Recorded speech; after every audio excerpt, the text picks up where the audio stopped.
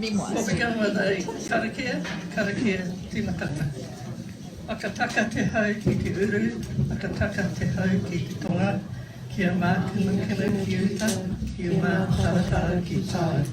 E hi ake ana te atakura, he te o, he huka, he hau, ti hei mauriora. Nau mai, haere mai, tēnei te mihi atu ki a koutou, kua tae mai I raro I te korowai o Te Tiriti, ki te whakarongo ki a Fred.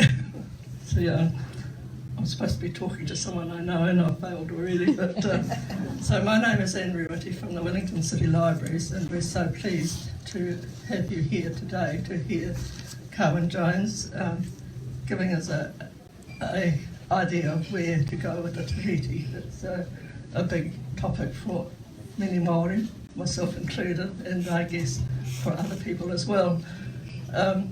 Carwyn is always very,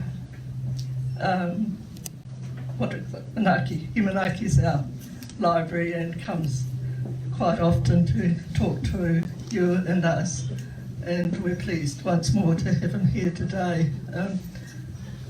I think most of you must know who he is, so I think I'll just throw it up and say, no mai. Carwyn, over to you. Thank you.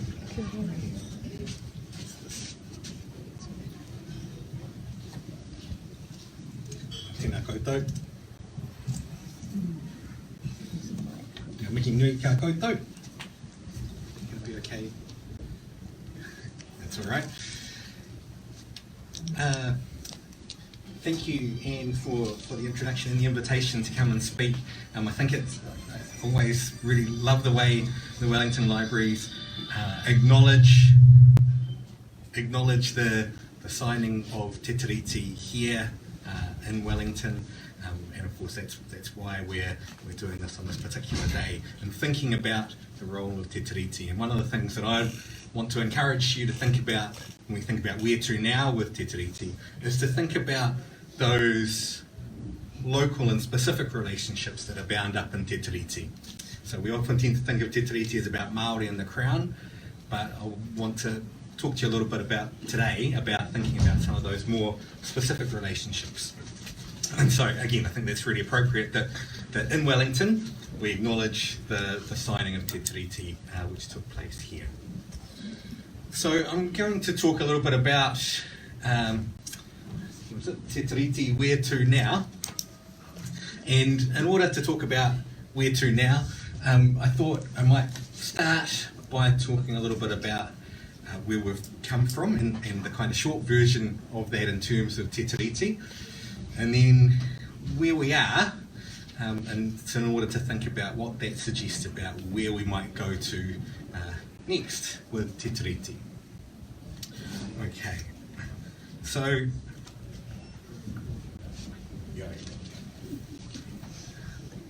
of course there's much more background to where we've come from in terms of Te Tiriti than the few bullet points that I have on the slide here, which are very much about the kind of recent debates and discussions that we've had about Te Tiriti. And we could start by talking about Te Tiriti by talking about the kind of authority that was exercised by Maori, by rangatira here prior to 1840, recognised of course specifically in the Declaration of Independence, Te Whakaputanga in 1835, and described as mana I te whenua in that document. So the authority, either authority in the land, or Mānuka Henare would say the authority that comes from the land. So we can think about beginning with a situation where in Aotearoa we have Māori communities, the rangatira in those communities, and on behalf of those communities exercising authority in mana. And then we might also think about, as part of the background of the story, the kind of wider process or program of colonisation that we know takes place throughout the world.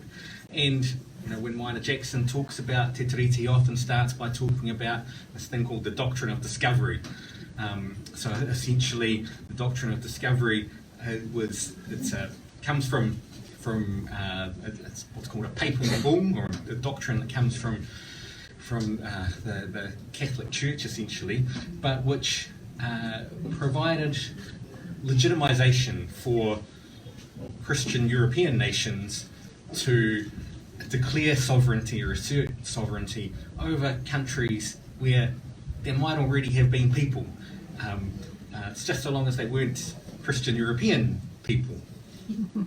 And so that's an important background too, of thinking about the processes of colonisation and the exercise of power that's been taking place through not just through the British Empire, but through the other colonial powers as well. So we have all that background even well before we get to 1840. And 1840, of course, sees the signing of Te Tiriti o Waitangi, initially on the 6th of February at Waitangi, then copies taken around the country, and so, of course, here in Wellington on 29th of April. And one of the things that we note about Te Tiriti is that it does provide a shift in the exercise of public power. So we shift from the situation of rangatira exclusively holding mana i te whenua, holding authority in relation to the land or from the land, to a situation where that tino rangatiratanga is guaranteed. Article 2 of the treaty talks about tino rangatiratanga being guaranteed, that authority of the chiefs being guaranteed, but that also we see a space being opened up for an exercise of another form of authority, described in the Maori text of Te Tiriti as kāwanatanga, that exercise of governmental authority by the British Crown. And so that's a significant shift in the exercise of public authority here. Now we move on and we see that the Crown asserts sovereignty partly on the basis of signing of Te Tiriti. And it's an assertion of authority which is much greater than the exercise of kāwanatanga as envisaged by the rangatira who were signing. It's not just an exercise of governmental authority in relation to the British settlers, but the Crown asserts this authority in relation to the whole of Aotearoa, Māori, Pākehā alike. And for a long time, the Crown continues to behave as though it has, by virtue of Te Tiriti and the proclamations that follow, has asserted sovereignty over Aotearoa, and that there's no other authority. And indeed, the treaty doesn't recognise any other authority. But, and this is where I start to come more to some of these recent debates that I'm highlighting here, but through the Māori always continued to assert the rights of rangatiratanga were guaranteed in Te Tiriti, that to assert that their rights of chieftainship of authority were guaranteed by Te Tiriti. And as we come towards the end of the 20th century, we start to see government responding in different kinds of ways. We see the establishment of the Waitangi Tribunal in 1975 as a recognition of the need to provide a basis for claims grounded in Te Tiriti to be heard. And we start to see this concept of principles of the treaty entering into legislation, being dealt with by the courts. This all comes as part of the context of these debates here, which I have listed here, which I want to note as important discussions and debates that have taken place around the meaning and impact of Te Tiriti, but which I think we want to move on from now, and indeed in many cases we have moved on from having those debates. So there's a debate about language, first of all, that has taken place, particularly through the end of the 20th century, around the different language versions of Te Tiriti. So we know there's a Maori language text and an English language text, and they don't quite say the same things. In fact, people like Margaret Mutu would say, they don't say the same things at all. So we have some kind of key concepts where there's some conflict or tension between the English and Maori text of Te Tiriti. And that's why, again, Margaret Mutu would say, if you're talking about the rights in Te Tiriti, you should talk about Te Tiriti, because it's the Maori language text, it's the te reo text, that's really the substantive version, that is the operative version. And the English text is a translation of that, but a pretty poor translation. So we see some tensions in the text and some of these key ideas. So we see in Article 1, we see what is this authority which is being granted to the British Crown, described in the Māori text, as I mentioned, as kāwanatanga, a governmental authority, and in the English text it's described as sovereignty. And so immediately we might start to see that sovereignty begins to look more exclusive, all-encompassing than perhaps an exercise of governmental authority does. And that tension between the two texts we see even further, I think, when we look at Article 2, which is what is being guaranteed to Māori, where we see tino rangatiratanga being guaranteed to Māori in the Māori text, and in the English text it focuses on very much a kind of property rights framework to a certain extent, exclusive and undisturbed possession. And so this guarantee of tino rangatiratanga comes from the word rangatira. You know, rangatira is at the heart of that word. So rangatira, chief, rangatiratanga, things to do with the chieftainship, and tino is an intensifier at the start, so it's all those absolute qualities of chieftainship. And so we start to see again there's some tension with this guarantee of that authority, that the rangatira are going to maintain the authority that they've always exercised in relation to their own communities. That would be in conflict with a kind of all-encompassing exclusive form of sovereignty that the English text talks about. And so that's partly why Margaret Mutu would say, well, that doesn't make sense. So the only way to make sense of this is to think about reading the Māori text, which is consistent, a grant of authority, still allows for a continued exercise of rangatiratanga in a non-exclusive kind of way. So Māori, the rangatira, would continue to exercise authority in relation to their own communities. The British Crown can exercise governmental authority in relation to British settlers who are here. Now, and there are some other issues around some of the tensions in the language, and many of you will be familiar with those. I don't want to kind of labour this point, but I particularly don't want to labour it because I think this is a debate that we have moved on from, or should be moving on from. So we spent a lot of time teasing out the differences in the meaning between these two translations and thinking about which version of Te Tiriti ought to apply, or we ought to implement. Well, actually, I think, I'm with Margaret Mutu on this, I think all you need to do is look at the Māori text, look at these key concepts of kāwanatanga and tino rangatiratanga. Those are the key ideas that are at the heart of Te Tiriti. We don't need to get into debate and argument anymore about whether the English text says something different. All we need to do is think about, well, how do we give effect to that relationship? How do we give effect to this authority that the Crown exercises at the same time as thinking about how do we give effect and expression to tino rangatiratanga, the authority that Māori retain? And importantly, what is the relationship between those two things, those two concepts, or those two spheres of authority? So that's kind of one area of debate where I think we can say we've had that discussion about language, we've teased out what are the differences here, but actually what we need to focus on now is what these key concepts say and how we give effect to those.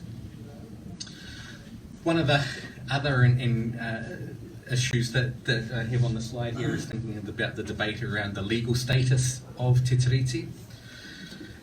And this has been a long-running discussion about whether Te Tiriti is enforceable independently and directly in the courts. We've seen decisions which say, no, it's not directly, independently, legally enforceable, but it does have an impact. It can be indirectly influential on decisions in the courts. Is Te Tiriti a valid international law instrument or not? And there's been ongoing debates and discussion around that. We've had, of course, famously the Wee Parata decision from the 1870s said Te Tiriti is a simple nullity. It couldn't have been an international treaty because Māori didn't hold sovereignty to be recognised as a party in international law. But we've seen that reasoning is flawed. We've seen that decision and the reasoning in that decision be now completely overturned. And the legal commentators on this point today would say if that issue came directly before the courts now, the courts would likely find that the treaty was an international legal instrument. It was a valid international treaty. But to some extent, I think that is also a bit beside the point. Because while that does perhaps give you some levers with which to engage within the court system, or indeed in the international law system, again, it's not really the point. The point is thinking about what is this relationship that Te Tiriti is asking us to focus on, and how do we give effect to that? And actually, the rules for determining what a valid international treaty are, the rules for determining what is recognisable and enforceable in the courts, those are rules that have not been established by the treaty partners, and that certainly haven't been established by Māori. And so one of the things I think we ought to be thinking about is how we understand Te Tiriti in a Māori legal context, as well, of course, as the context of the body of international law. So again, I think that's a debate that has some uses, but also I think can distract us from some of the real purpose and what's at the heart of Te Tiriti. And then the last point that I have is the debate about healing the past, and this is really a debate about how to deal with past breaches of the treaty, or treaty principles as the language that government tends to favour has developed. And as I mentioned, we have since 1975 had the Waitangi Tribunal established to provide a forum for hearing claims based on treaty principles. For between 1985 and 2008, I think it was, the tribunal had this jurisdiction to look into historical claims, and of course that was the kind of main work of the tribunal for that period, dealing with significant large-scale land loss or control of natural resources and breach of treaty principles. And but of course there was a debate about how we should deal with those claims. Should we be holding the Crown to account for things that have happened in the past in that kind of way? And more recently, the debate around how the treaty settlement process should be established, and what kind of mechanisms we should put in place to try and provide redress for the settlement of those historical claims. Now, there are still lots of issues and debate to be had around that settlement process, but the debate around whether the Crown is accountable for past breaches of the treaty, I think, has been settled. Some people may still disagree with that, but effectively the role that the tribunal has had, the fact that the Crown has established a process of treaty settlements, has acknowledged that it has recognised that it needs to be accountable for those. There is also bound up in the debate about how to heal the past is closely tied to questions of both the legal status and also these questions of language. And that is, as I've mentioned, the tribunal uses, legislation often uses, and the Crown tends to prefer the language of treaty principles as opposed to thinking about the terms of the treaty itself, or even more specifically, dealing with kāwanatanga and tino rangatiratanga explicitly in those terms. So we have the development of now a significant body of law relating to treaty principles and what those are. Those, of course, include key ideas like partnership, active protection. We've more recently seen quite a focus on equity as part of the set of treaty principles.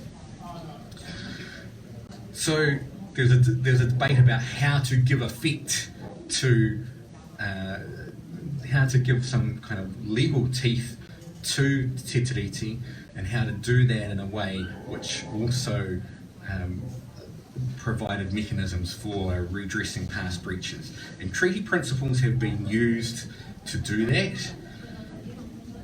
There's still debate about whether they ought to have been used or not, but they have become the kind of settled way in which the Crown has dealt with these issues and has managed to avoid some of the getting into some of the issues around language between the two different texts and those kinds of matters. And indeed, where treaty principles are used in legislation, of course, you don't have questions about the legal status of Te Tiriti itself. So those are some recent debates, and there are echoes of those that continue, and there are still issues, as I say, around things like treaty settlements that I think we can have some good debate and discussion about.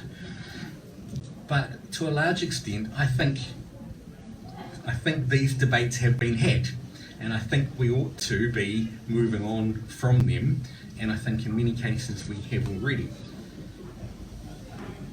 So it brings me to thinking a little bit about where we are now.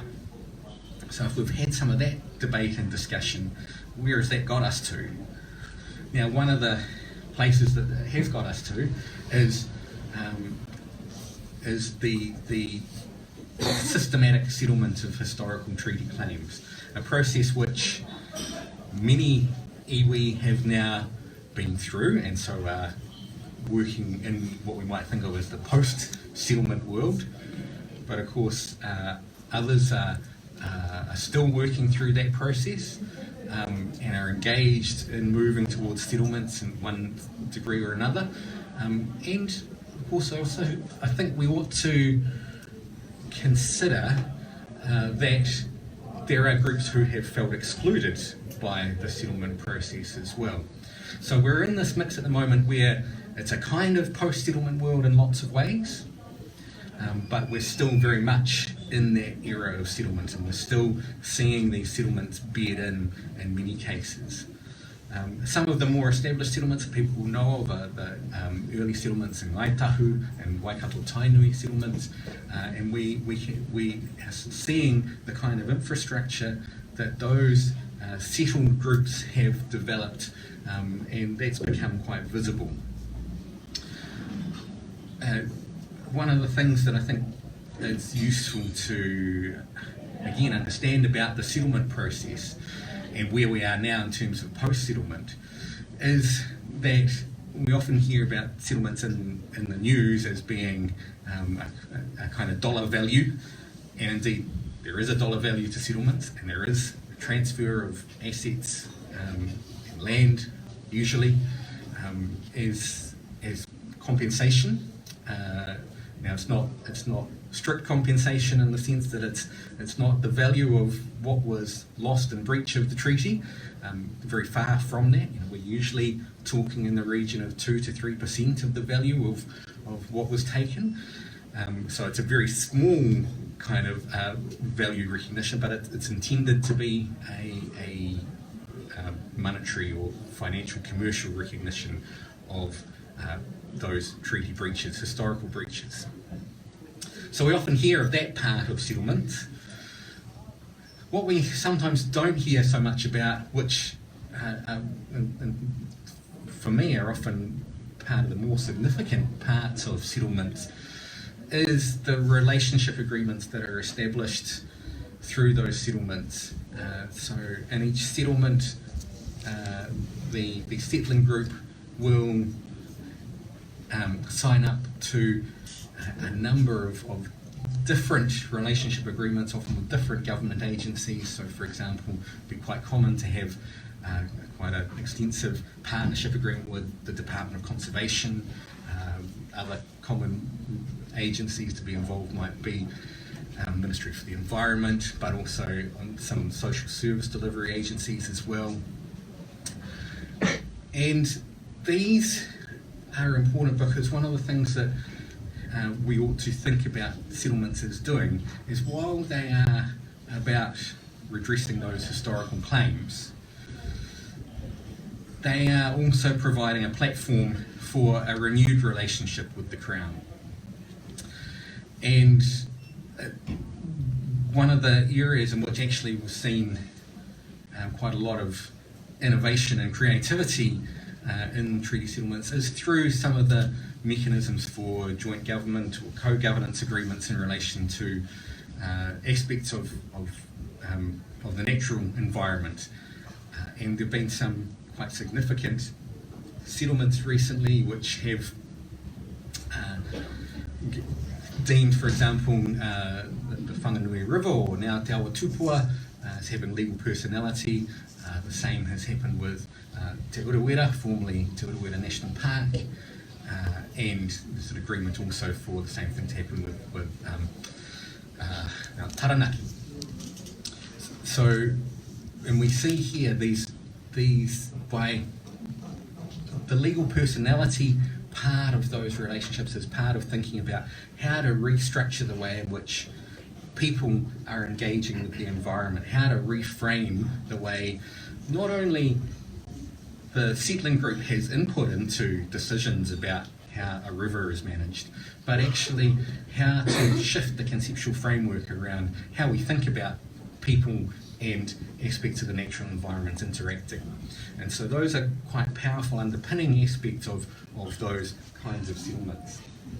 And it connects too with the last point that I have on this slide in terms of thinking about the increasing recognition and role that tikanga Māori, a mātauranga Māori, kind of Māori knowledge and Māori practices and a Māori worldview impacting on the way in which we both understand Te Tiriti, but also the way in which we come to address some of the important issues that we're currently confronting, and that's something that I'll come back to in a moment.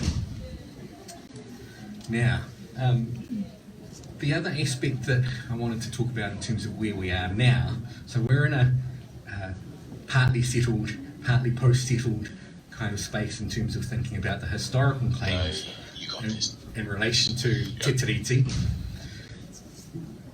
But as the historical claims process, as the Waitangi Tribunal finishes its historical inquiries, as the settlement process continues so that iwi throughout the country are settling their historical claims with the Crown, that creates a space to think about Te Tiriti more broadly, because Te Tiriti has always been, as I say, about the relationship between kāwanatanga and tino rangatiratanga. And so it has always been about more than a mechanism for fixing up past wrongs, past harm. Now, we've spent a lot of the focus around Te Tiriti in the last 40 or so years focused on that claims and settlement process, on thinking about those past breaches, recognising them, acknowledging them, figuring out how to provide some redress for them. But as those historical claims and settlements complete, provides us some space to think about what else is in this relationship. How do we, now that the relationship has been reset through settlements, or is being reset through settlements, how do we then think about giving effect to kāwanatanga and tino rangatiratanga in a more proactive way, in a way which is both sustaining and enhancing the relationship, rather than simply trying to fix up harms that have taken place in the past. And I've sometimes thought about this and referred to this as being a little bit like a dripping tap. So, you know, if you have a dripping tap, yes, of course, the first thing you want to do is you want to kind of mop up the puddle that's built up on the ground. But there's no point in doing that if you're not actually going to address the issue that's causing the drip and fix the tap that's causing the drip in the first place and fix the tap there. So there's no point in going through a process of settling historical claims if you're then not also committed to delivering further on that relationship, because otherwise we return to that same cycle of Crown breaching the treaty, causing harm, needing to be redressed again.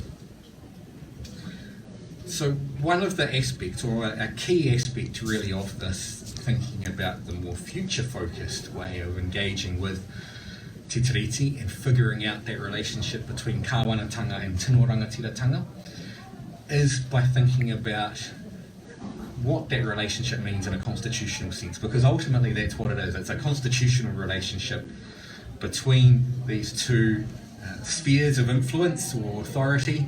Is the kind of language that the Waitangi Tribunal has used, and also used by the Mātike Mai report, which some of you might be familiar with. So Mātike Mai Aotearoa was the English name of which was the Independent Working Group on Constitutional Transformation. It was a group that was jointly convened by Margaret Mutu and Moana Jackson, and brought in a whole range of other people. I had some involvement with Mātike Mai, and the Mātike Mai group essentially was focused on thinking about Maori constitutional aspirations. And it had been given terms of reference which had come from first a national hui, and then via the iwi chairs, had terms of reference which was asking this group to investigate and explore constitutional models which were based on several things. First of all, were based on Te Tiriti and He Whakaputanga, so the Declaration of Independence and the Treaty of Waitangi. Were based on tikanga Māori. Were based on also any relevant kind of international examples, and it was partly to include some of the developments that Indigenous peoples throughout the world have been working on in terms of having constitutional recognition of their rights, but also partly to include the UN Declaration on the Rights of Indigenous People, which I'll talk about in a moment too.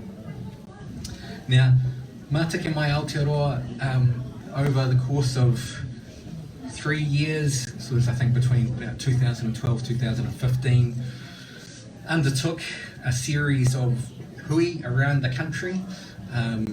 The approach was essentially that we wanted to hear from as many Māori as possible about Māori constitutional aspirations, so met with a whole range of different groups. Sometimes these hui were sort of iwi organised hui.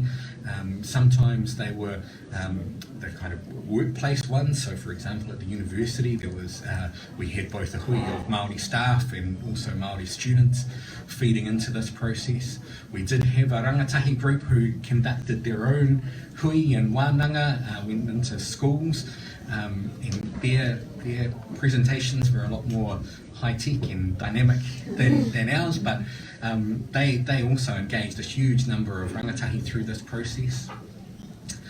Over the course of 3 years, we had over 200, I think it might even been close to 250 hui, of some big, some small. I went to a handful of those. Moana Jackson went to almost all of them. And the point was to engage with Māori about what would you like to see underpinning a constitution.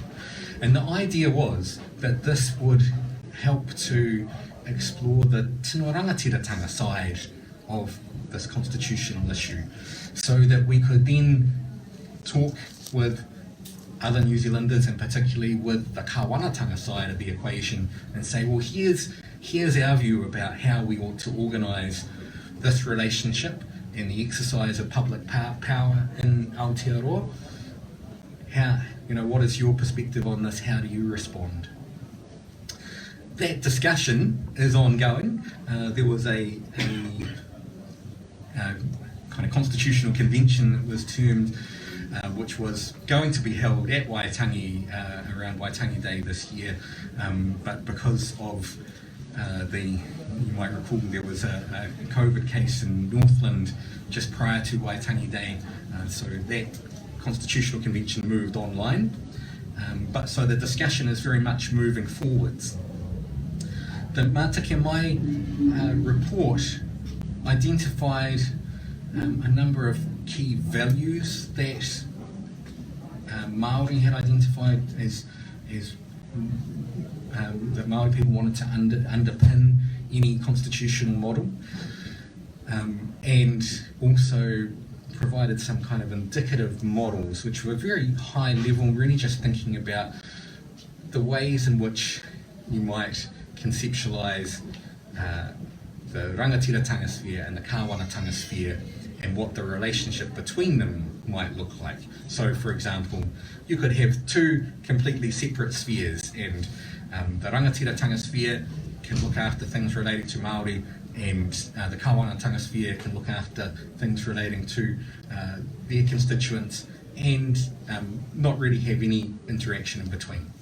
Or you might have a kind of joint body which contains both rangatiratanga and kāwanatanga exercised through a single body. Or you might have something in the middle where you have two different spheres of authority that deal with different things, but also there's a whole lot of shared stuff in the middle that will come together on. So it was really just thinking about it at that, providing those kind of high level models in order to further the conversation a little bit more. And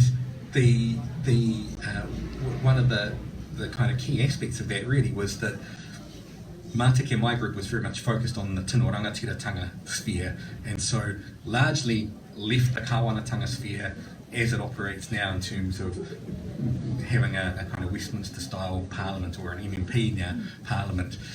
And so I think there's a lot of discussion to take place in terms of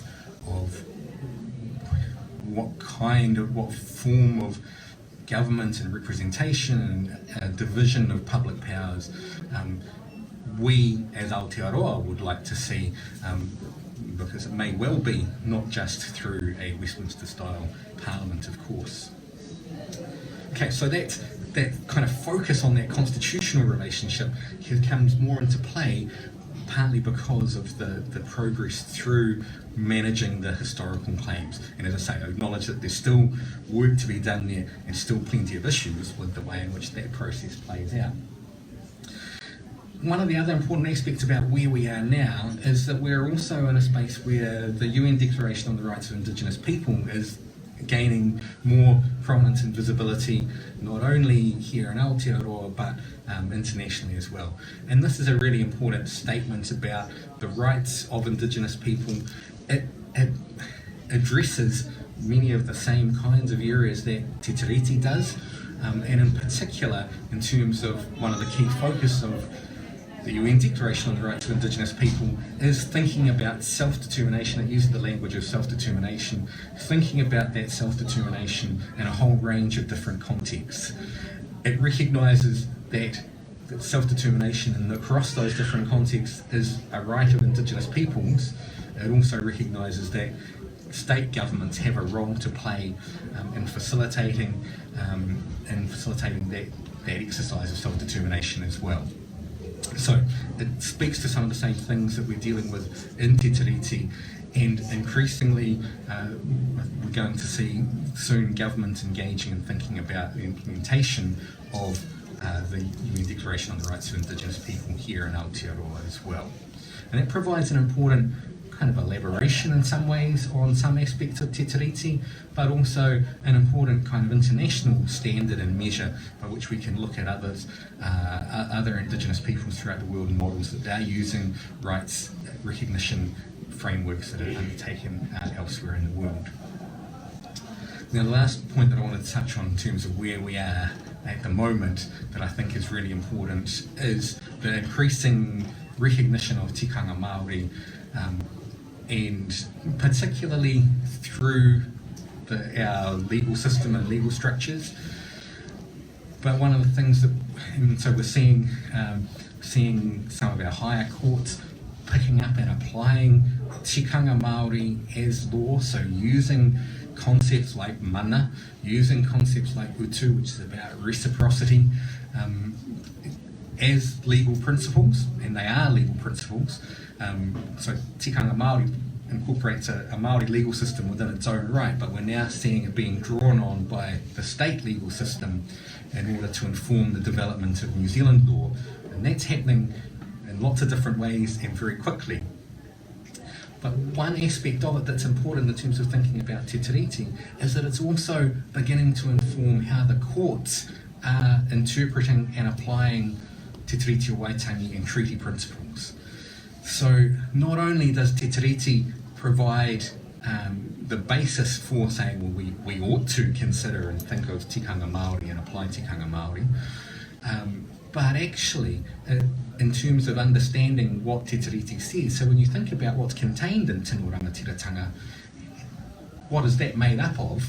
Well, one of the things that might be made up, one of the things that is an expression of Tino Rangatiratanga is kaitiakitanga.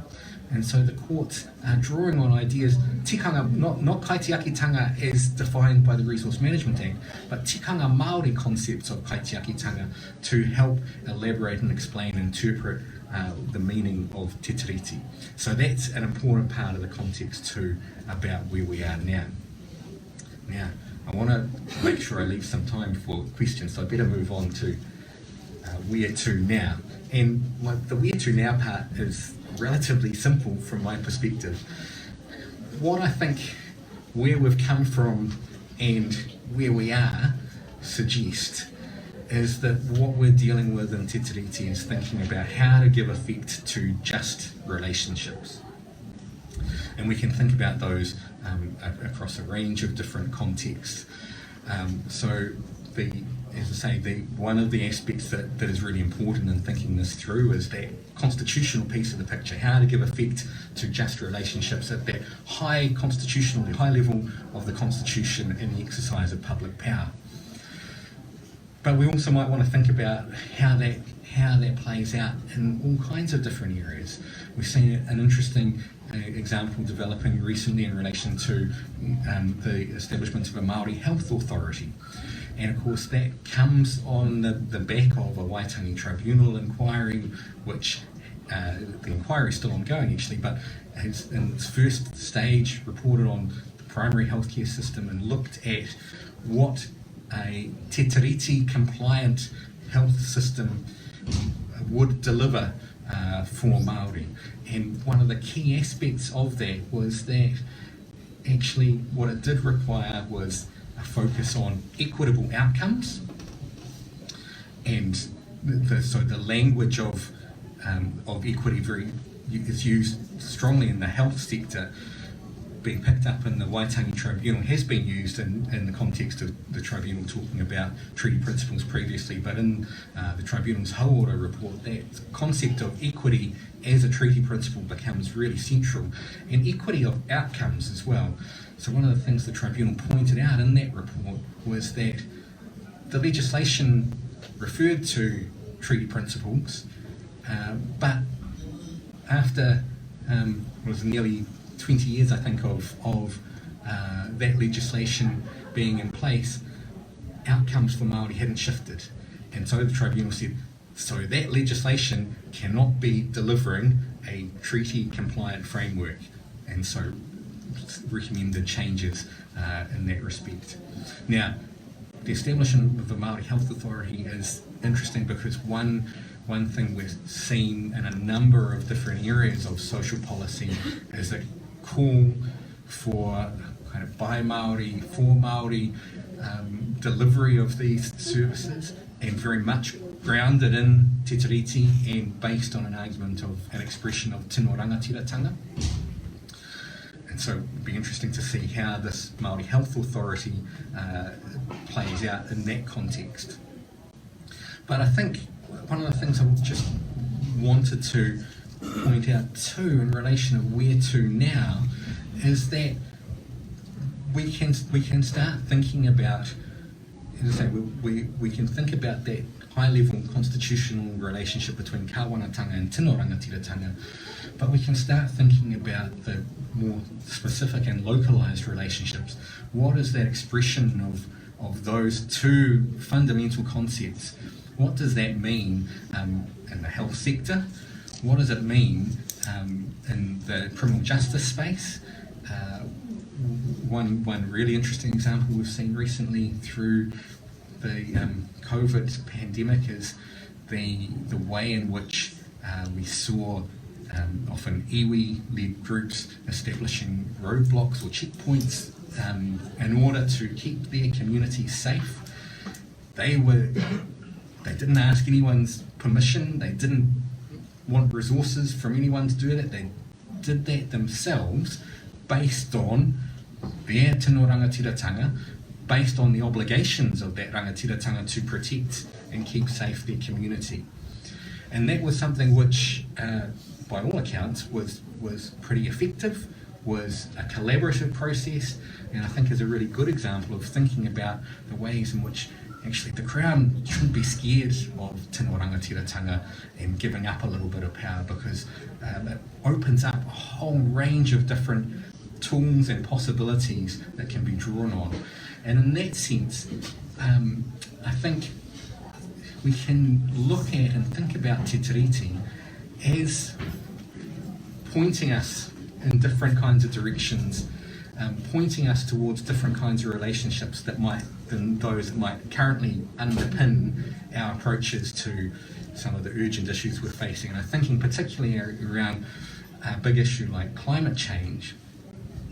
One of the things that seems glaringly obvious around the issues to do with climate change is that the systems and thinking that brought us to this point are not going to be the things which are going to address the problems of climate change. So we need to think about different approaches, different ways of doing things, different worldviews.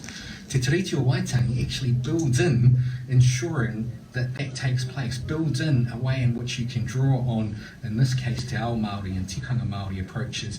And we see examples, as I mentioned before, coming out of settlements about how you can think creatively about humans' relationship with the natural world and how you might structure that to reframe our relationships and our thinking, and to ensure that actually we do establish and maintain, sustain and enhance just relationships.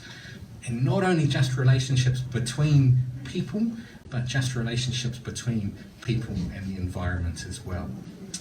So that's where I might end what I have to say, but I'd be really interested to hear any thoughts or comments or questions that you'll have.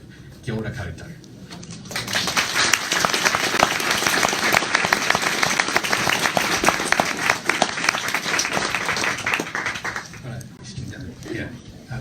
Just about it.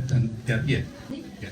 I'd just be really interested in your thoughts on that, the Māori Health Authority, and we've heard, the health reform announcement, and it's still pretty broad, and a lot of commentators, Māori commentators, other commentators have kind of said, well, the devil's in the detail. And I do work in the health area and really excited about this change and the potential it brings, but just any of your views on, like what sort of details could lead to some, of these huge disparities we've got. Yeah. So again, I think the key is really, you're absolutely right, the devil is in the detail in a lot of these things, and I think that's part of why I think it's really helpful to try and think in these kind of localised contexts about what would be giving expression to both the kāwanatanga and tino rangatiratanga sides of that equation. And so I guess what we have at the moment is a kāwanatanga dominated space, and so the question is really is this authority going to be established in a way which will properly give expression to tino rangatiratanga? So there are lots of questions that go along with that. There are questions around funding. Resources is really important in terms of being able to deliver on that.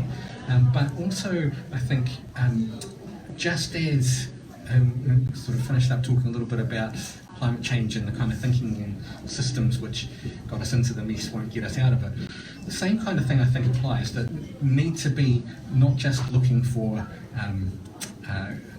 to set up an authority that looks like the Ministry of Health but with a brown face, or indeed individuals who are the same kinds of individuals that have been participating in the Ministry of Health but with a brown face. Actually, we need to think about what is a Maori approach to hauora, or toiora is a word that I've been hearing used to talk about well-being, and think about, is this authority going to be able to deliver on that? How do you structure it according to the way in which Māori communities want to organise, the kind of things that are important to Māori communities, and properly reflecting te ao Māori. Sorry. Kia ora, Banana. Shortly we're going to have a situation around the country where some local governments have established Māori boards and some haven't. And I just want your thoughts on the implications, the Te Tiriti implications of that, and the impacts on central government. Yeah, that's a good question. So the Māori wards and to some extent the Māori seats in Parliament, I think are they're important, but they are mechanisms, in my way of thinking, they're mechanisms within the kāwanatanga framework. And so, for example, when I think about, so where I'm from, in Waitangi, we have Māori wards in Waitangi District Council now, which is great and really important, and has been important for Māori representation at that council level. But that's a different kind of participation in local government than, for example, the Waitangi District Council partnering with Tātou Tātou o Te Wairo, which is the post-settlement governance entity in Waitangi, or partnering with iwi and hapu, which might be a kind of different reflection of that relationship. Well, it would be a better reflection of a relationship between tino rangatiratanga and kāwanatanga, rather than thinking about providing a Māori voice within that kāwanatanga space.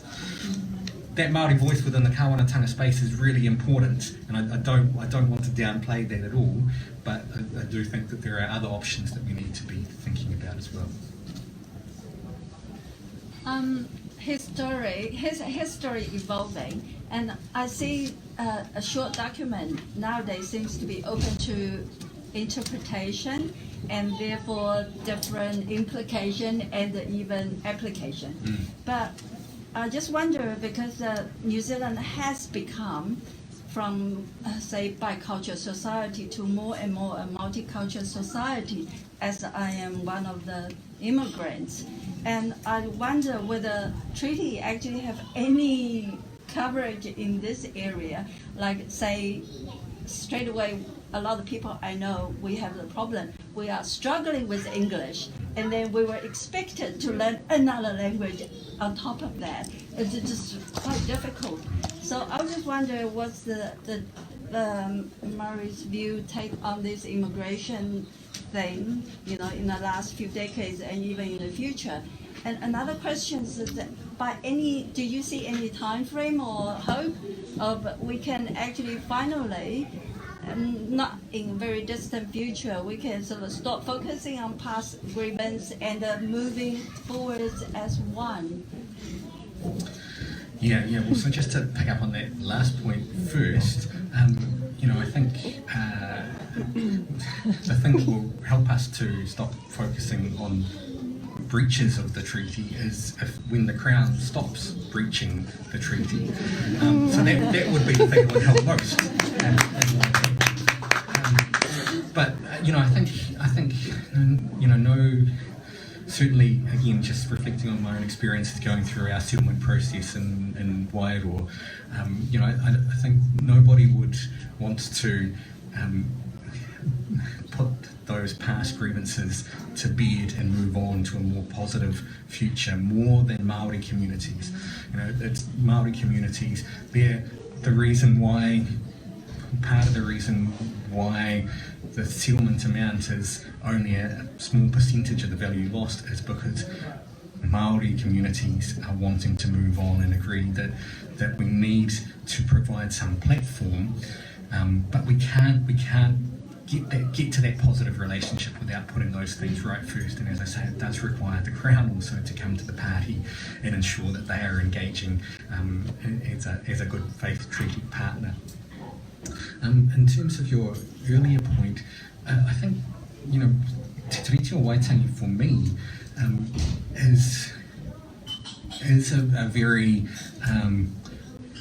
it is an inclusive document in the sense that its whole purpose is to open up space for others to be here in Aotearoa, and it is by the way in which, as I've talked about some of the mechanisms coming out of settlements as well, very much about providing space for different ways of doing things. Now, of course, the settlement process itself is focused on working with Maori, and of course the treaty itself, Te Tiriti, is about Maori rights and Indigenous rights. But I think it does, it is the basis actually on which all New Zealanders ought to be able to feel they have a legitimate place here and be able to participate fully in public life. And I guess so that's how I see I see that being a central part of primarily a responsibility resting with kawanatanga, but a central part of that relationship between kawanatanga and tino rangatiratanga is ensuring that all of us have that right and that ability to effectively participate in public life. Thank you. Kia ora. If we assume for the moment that we're going to keep the system of statutory law that we have, what impact could a Te Tiriti-led approach make to how laws are drafted and the processes that go in? So I give an example, Harmful Digital Communications Act, the focus on harm seems to be reputational, financial stress, whereas new hate speech laws, it could be respect for a mana of individuals, restorative justice, something like that. What's the process for Te Tiriti into law? Yeah. So, so there are some really interesting issues that are developing there, and one of my colleagues, I've got a couple of colleagues down at Otago University who are doing some work around these ideas of dignity and mana, and of course, many of those concepts from Te Ao Māori and Tikanga Māori could be informing, they are informing the development of our law increasingly. And again, what we're thinking about what a Te Tiriti-led way of doing this would be to ensure that in the design, in many ways, this is, I say it's a simple process, of course it's not simple, but there are some simple things, I think, in terms of thinking about ensuring early engagement with Māori, and thinking about doing that in a way which doesn't place increased burdens on an already stretched community. And actually the best way of doing that is to have relationships established already where there's a kind of continual communication that's taking place so that people can identify where they have things to input into the conversation. So it's about establishing good relationships, engaging early, ensuring that Māori are part of the, not just the kind of, the specific words or concepts that are used in legislation, say, but part of thinking about the design, about what are the priorities of this legislation, how does this address the needs and concerns of Māori communities as well as others, so that you're not just trying then to fit Māori concepts into a framework which has been set up for some other purpose. Dr Carwyn, thank you for sharing your knowledge today. I was wondering, has the Kawanatanga ever responded to Mātiki Mai, and are there Tauranga Pākehā groups who are kind of taking responsibility for doing the same constitutional hui around Aotearoa? Yeah, I don't think we've had an official response to Mātiki Mai. But there are, I mean, one of the things that I think is interesting is that, of course, there are lots of Pākehā groups who are interested in this conversation. And a little while ago, I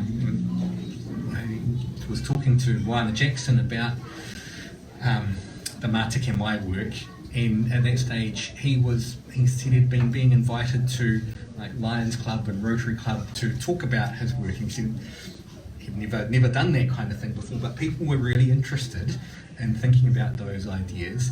And partly too, one of the things that I think, has become obvious in all kinds of ways, but certainly going through the Mātiki Mai process when we were engaging in hui, that the constitutional structures that we have now, there are many people who feel excluded from decision making or not able to have their voice heard, and that's Maori, Pākehā, whoever. And so I think there is a real appetite for progressing that conversation. I don't know that there's a kind of lead group, but I do know Mātiki Mai has been kind of picked up and used as a starting point for conversations by lots of different groups. So I hope that that conversation continues. Kia ora. Ngā mihi mai uha kia koe. Carwyn, thank you for your kōrero. I just wanted to ask about the relationship side of things. For those of us who work within predominantly Pākehā organisations, when we are trying to engage with Māori, the fact that there's often a big power differential, how can we best help address that or act as kai hāpai, I guess, to lift up the aspirations of Māori and try and overcome some of that those power sort of issues? Yeah, that's a really good question too. So, I mean, again, a lot of, the first step obviously is recognising that power differential, and sort of being aware of it is the first step in all of this.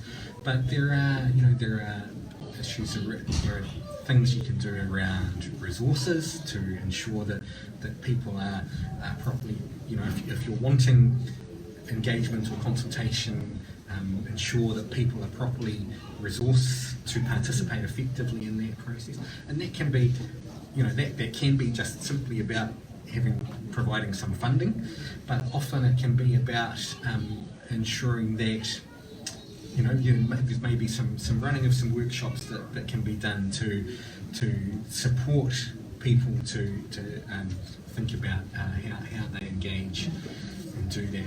But primarily it's a question of, when you get to thinking about who's in decision-making roles, about reflecting on that and trying to think about, well, how do we ensure that Māori are at least part of those decision-making roles. One of the real issues often is you often see Māori advisory groups who provide advice and input to a decision-making body, and that's not being part of the decision-making. So it's really important that Māori perspectives are there, and thinking about, it's important that if you've got a group of decision makers, a board or whatever it is, there's not just one Māori person there, but there's more than that, because that's what's needed actually to ensure that voice is heard and is effective in those decision-making spaces. Can I ask another question, if no one else? Just often I read that from media, there are a lot of issues and there are different views from different iwis. And when I think about when Māori talking about self-determination, but a lot of time I find it's like you're a different voice if you can't even reach a consensus. How are you going to have a one voice and what the more powerful voice to negotiate with the government or the Crown? I found a lot of time I found that quite hard to understand. That's why sometimes things settle and then change and then settle. So one of the things I think is really important to remember about the the Te Tiriti to begin with, that it was signed by individual rangatira on behalf of their communities. So it wasn't signed by a collective Māori group. And certainly when we engaged with the Mātika Mai conversations, one of the things that came through very strongly was wanting to have kind of very quite localised autonomy and authority, to reflect that that was where people saw autonomy and self-determination sitting. And so again, I don't think we should expect that all Māori think the same, or that all iwi and hapu will have the same interests, because they don't. They have different interests, and they come from, they have different environmental, social and historical circumstances which all contribute to the different perspectives that they might take. And so we shouldn't expect that everyone thinks the same, but we also shouldn't be concerned about those differences of views stymieing decision making, because tikanga Māori has always had processes where people were able to express different views, to hold different positions, and that didn't prevent decisions being made. I just wanted to add to that really, because I've heard that question posed, or that remark made quite often. And I've always wondered why Māori are singled out like that, because Pākehā don't agree about everything. Do we all vote for the same party? Do we all see the world in the same way? I'm not sure that it actually Matters. Well, what I mean is that when it failed to reach any solution, a solution which can please. But currently Yeah. Māori systems aren't in place that enable them to progress that, whereas the Pākehā system has a representative democracy, which means, in effect, that all of those who lose the election don't have a voice for 3 years. And you've also got the thing of two groups may agree 60% on something, so you can put that 60% to one side. Okay, what is it that we're disagreeing on, and do more work on that, and keep on talking and keep on talking and keep on sort of working with finding ways to address the underlying issues. I was wondering about when you're talking about the language debate being should be resolved by political through Te Tiriti, but legislation still often uses the phrase treaty principles. Do you have, because in government there's quite a debate going on at the moment about whether we should be using the language of Te Tiriti or looking to the treaty principles. And it's kind of confusing when you're trying to give advice on, should you go to the jurisprudence or should you be making up a new interpretation? So I'm just interested in your... Yeah, no, that's a good point. So obviously now we have the significant body of law and elaboration around what treaty principles mean. So there's some certainty, and no doubt that's partly what feeds into government's often preference for using treaty principles as well. And I think, treaty principles they can be effectively deployed. I think they have been effective for making a number of gains, through, look at the work that the Waitangi Tribunal has done and some of the consequences of that. But they do have their limits. So, for example, if we want to have a constitutional discussion, I don't think we can use treaty principles to have that discussion, because treaty principles are already kind of premised on the idea of the current constitutional framework. They're already kind of set up to reconcile the content of Te Tiriti with the current constitutional structure. So I think if we want to have that constitutional discussion, then we do really need to focus in on kāwanatanga and tino rangatiratanga and move away from treaty principles to do that. But it's probably not a binary choice at the moment in terms of what you can use treaty principles for. They're still useful and achieving quite a lot. Kia Carl. Just picking up on that constitutional issue, and in the constitutional work you've done, have you given any thought to the idea that the Crown as it was in 1840, which was the British Crown, is no longer the Crown as we have it today? In fact, it's a representative. Ministers represent all genders, including whether there's sort of space maybe to rethink the idea of who should be our head of state, and whether in fact it should reflect more our Indigenous heritage or our British heritage. Yeah. Well, I mean, I think that's so that one of the things that I'm often intrigued about in the kind of debate around republicanism is that Te Tiriti is often kind of brought up as an obstacle to that because it's with the Crown, and I don't see it that way. As you pointed out, the kind of Crown that we have now is different, and the obligations that were signed up to by Queen Victoria or Hobson on her behalf have all transferred to the modern New Zealand state in any case. So those obligations sit with the state, and I don't think the treaty provides an obstacle to changing the head of state in that way. There is some symbolic significance there that would need to be, I think, considered and worked through, but substantively I don't think it is an obstacle. Are you saying the Crown is a simple nullity? No, certainly not. I think the phrase, I can't remember what forum I was in, but recently I was in a forum where people were talking about the Crown as a shapeshifter, and I think that's probably more apt in terms of the Crown has changed, but it also, even in the way in which it engages with Māori, tends to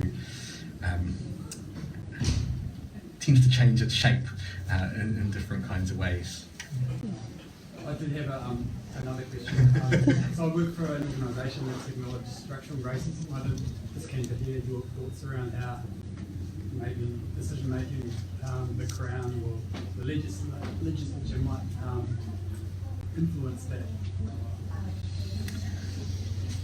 Yeah, so look, I think these issues around structural racism are really significant, and I talked early on about the Doctrine of Discovery. So partly what we're dealing with through the process of colonisation is embedded in structural racism, and we should be acknowledging that and thinking about how we can address it. I think Te Tiriti provides some help there because it requires a recognition of taking into account another form of authority. It requires an accommodation of different ways of doing things, and it requires the kind of kāwanatanga side of the equation to, through the guarantees that it's given, to support and enhance the tino rangatiratanga side as well, that authority there. So I think there are I think there's plenty that government could be doing to model the kinds of structures and behaviour, and using Te Tiriti to do that, to help to address structural racism through different kinds of organisations. We probably have time for one more question if anyone's got a last one.